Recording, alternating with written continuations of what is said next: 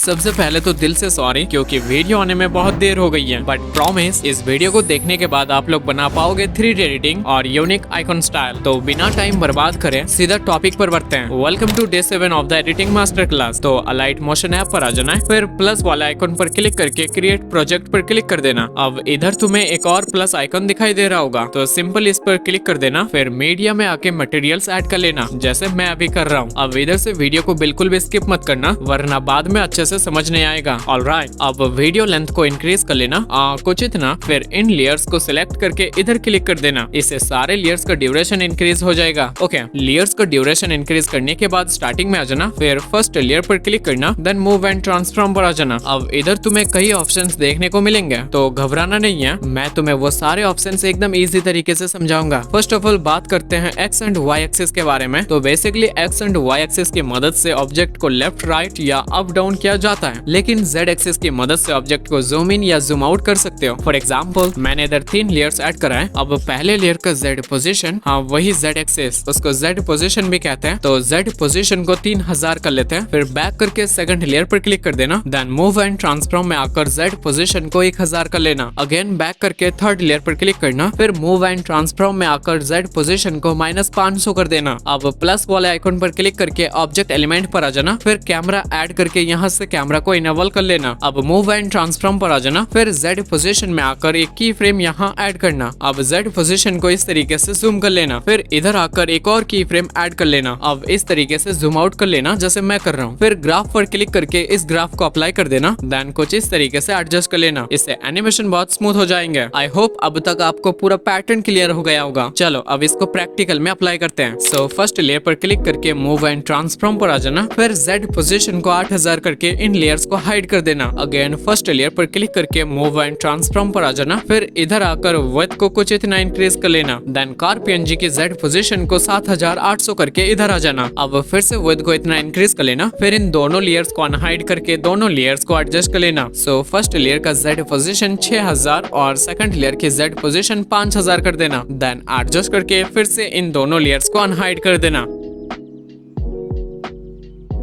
अब first layer की Z position को 3000 करके सेकंड लेयर का जेड पोजीशन 2500 कर देना। अगेन एडजस्ट करके बैक कर लेना, फिर इन दोनों लेयर्स को अनहाइड करके इस लेयर की जेड पोजीशन 1000 करना, फिर इस लेयर की जेड पोजीशन को भी 1000 करना, देन एडजस्ट करके फिर से इन दोनों लेयर्स को अनहाइड कर देना। अब इस लेयर की जेड पोजीशन को -500 करके इस लेयर की जेड पोजीशन को -600 कर देना। फिर कुछ इस तरीके से एडजस्ट करके प्लस वाला आइकन पर क्लिक करना, फिर ऑब्जेक्ट एलिमेंट में आकर कैमरा ऐड कर लेना, देन कैमरा इनेबल करके मूव एंड ट्रांसफॉर्म पर आ जाना। आने के बाद जेड पोजीशन को कुछ इस तरह से जूम कर लेना। अब इधर देख सकते हो लेयर्स एडजस्टमेंट अच्छा नहीं लग रहा है, तो सबसे पहले इसको फिक्स कर लेते हैं। अब तुम्हें फिर से कैमरा पर क्लिक करके मूव एंड ट्रांसफॉर्म पर आ जाना है, फिर एक की फ्रेम इधर और दूसरा इधर ऐड करके जेड पोजीशन को कुछ इतना जूम आउट करना। अब ग्राफ पर क्लिक करके इस ग्राफ को अप्लाई करना, फिर इस तरीके से एडजस्ट कर लेना, इससे एनिमेशन स्मूथ होगा। अब फिर से इधर आकर एक की फ्रेम यहाँ और दूसरा यहाँ ऐड करके इस तरीके से एडजस्ट कर लेना। एडजस्ट करने के बाद ग्राफ पर क्लिक करना, फिर इस ग्राफ को अप्लाई करके बैक कर देना। तो इसका फाइनल रिजल्ट देखते हैं। Wow amazing. अब हम सीखेंगे कैसे एक सिंपल आइकन को एक यूनिक और आई कैचिंग आइकन में कन्वर्ट करते हैं।